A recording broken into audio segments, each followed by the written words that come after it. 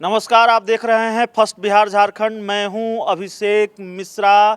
बिहार में चुनाव की डुगडुगी बज चुकी है और डुगडुगी बज चुकी है इसलिए हम कह रहे हैं क्योंकि चुनाव आयोग ने संकेत दे दिए हैं कि कोरोना के भीषण दौर में भी चुनाव तय समय पर ही होंगे। और जाहिर है चुनाव की तैयारियों को लेकर राजनीतिक दलों में बेचैनी है। कई खबरें महागठबंधन से सामने आ रही हैं और कई खबरें एनडीए को लेकर सामने आ रही है। बिहार के सियासत से जुड़ी हुई तमाम बड़ी खबरें रोज सामने आ रही है। कई सवाल हैं जो इन खबरों से खड़े होते हैं। बिहार के राजनीतिक गलियारों में कई सवाल टहल रहे हैं। उन सवालों के जवाब तलाशने की कोशिश करेंगे। हमारे साथ बातचीत करने के लिए रालोसपा के प्रदेश महासचिव धीरज सिंह कुशवाहा हैं, पार्टी के प्रवक्ता भी हैं। धीरज जी, आपका स्वागत है। और पहला सवाल ये है कि जिस तरीके से उपेंद्र कुशवाहा का एक बड़ा बयान सामने आया है कि हम जहर पीने को तैयार हैं, इस बयान को किस तरह से देखा जाना चाहिए?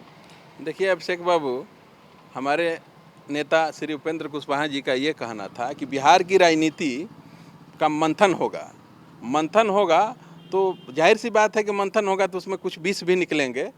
तो जो विष निकलेगा वो खुद पीने का काम करेंगे और जो अमृत मिलेगा वो जितने भी महागठबंधन के घटक दल हैं उसको देने का काम करेंगे। और रही बात मुद्दा की, तो हमारे नेता का यही है कि इस अहंकारी मुख्यमंत्री हैं, इनको उखाड़ फेंकने का काम करना है। हमारी लड़ाई यही है कि इस अहंकार से बिहार को निजात मिले। यानी नीतीश कुमार के अहंकार, कथित अहंकार को तोड़ने के लिए आप लोग कहते रहे हैं कि नीतीश कुमार अहंकारी हैं। उस अहंकार को चूर चूर करने के लिए आपकी पार्टी, आपके नेता कोई भी समझौते के लिए तैयार हैं। इस बयान का यही मतलब निकाला जाए, जहर पीने को तैयार हैं?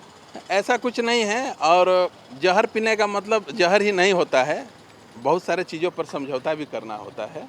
तो इसके लिए हमारे नेता एकदम तैयार हैं।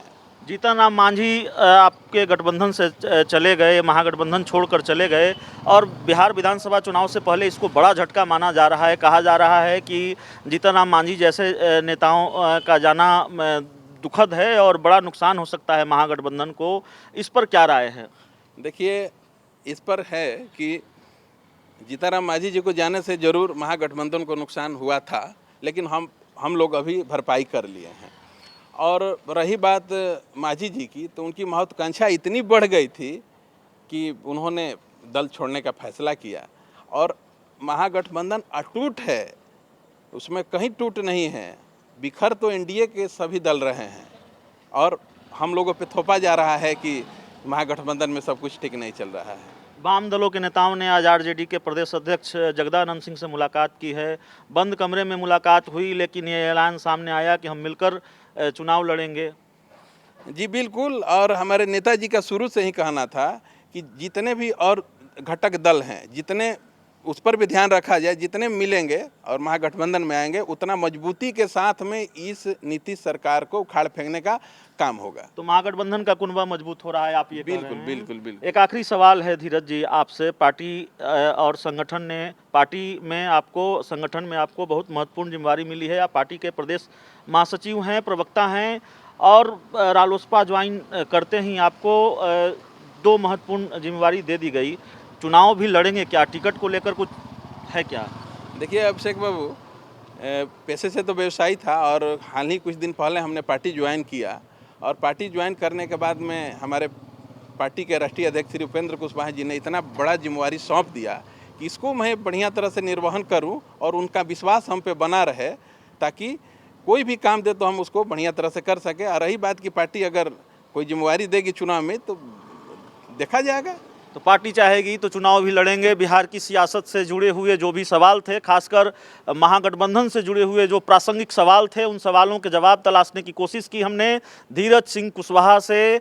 आपको बताया रालोसपा के प्रदेश महासचिव हैं, प्रवक्ता भी हैं और जाहिर है उन सवालों के जवाब हमारे दर्शकों को मिले होंगे। इस इंटरव्यू में इतना ही। इंटरव्यू अच्छा लगे इसे अपने दोस्तों के साथ खूब से खूब शेयर करें। अगर आपने हमारे यूट्यूब चैनल को सब्सक्राइब नहीं किया है ज़रूर कर लें, बेल आइकन ज़रूर दबा दें, हमारे फेसबुक पेज को भी लाइक कर लें और बिहार और देश से जुड़ी हुई तमाम खबरों के लिए फर्स्ट बिहार झारखंड की वेबसाइट को भी विजिट करें। धन्यवाद।